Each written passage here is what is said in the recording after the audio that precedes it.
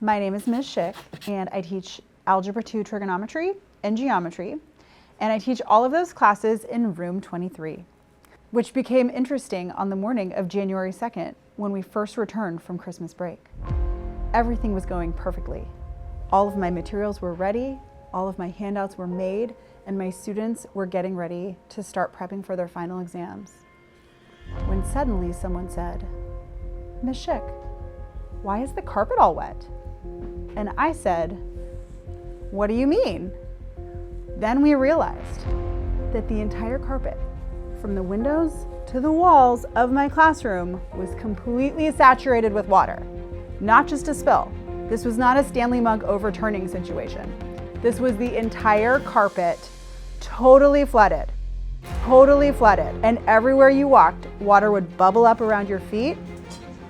Then we realized that everyone in second period had not noticed, because I hadn't noticed either, and we all put our backpacks on the floor, so everybody's backpacks were soggy. Everyone realized they needed to go wash their hands because they'd just been touching this gross carpet water. And when they walked out into the hallway, all of their wet shoes hit the linoleum and slipped. It was mayhem.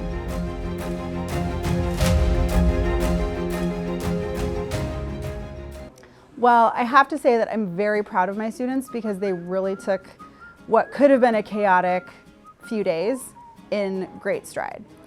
I will say that our first second period class, when we discovered this, felt pretty crazy because we just weren't even sure what was happening or why the carpet was wet. And so we had to do a lot of quick thinking to make things work.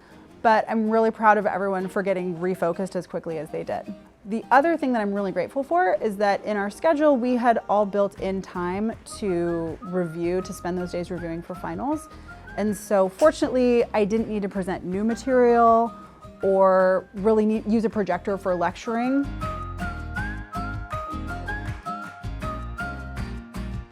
Yes, I definitely was, and I have a newfound gratitude for teaching most of my classes in the same room, because I realized that I have so many papers to distribute, and then also all of the other things that we use in my classroom. Supplies like protractors or markers or extra batteries. I have all sorts of stuff that we all know where it is, but when we're in a different space, we don't know where all those things are.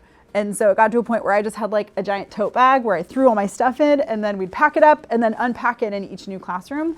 And that did take some valuable minutes away from maybe review or checking in on how students were doing. But that was just our scenario, and we tried to make the best of it.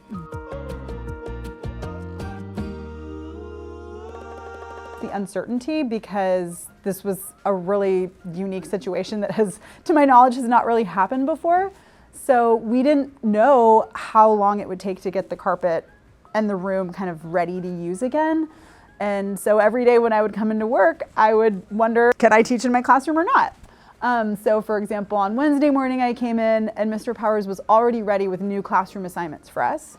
On Thursday morning I came in and all of my classroom furniture was sitting in the hallway because, of course, our wonderful custodial and maintenance crews had to shampoo the carpet, and in order to do that, they needed to move all the desks and furniture outside and give the carpet time to dry. You know, I'm really grateful for my students and being such good sports and really willing to go along for the ride and make the best of the situation. I'm also really grateful for the custodial crew and maintenance team and our administrators. We finally were back. Lots of shout outs to all those people because it involved moving the furniture multiple times, bringing in special fans, a dehumidifier, shampooing the carpet, all sorts of things. Just really grateful, as are my students, for everyone who helped us, shared their classroom spaces with us. So shout out to Ms. Chi, Mrs. Newell, Dr. Gorman, Ms. Shiemi, and Ms. Steyert for sharing their classrooms with us and opening their doors to my students.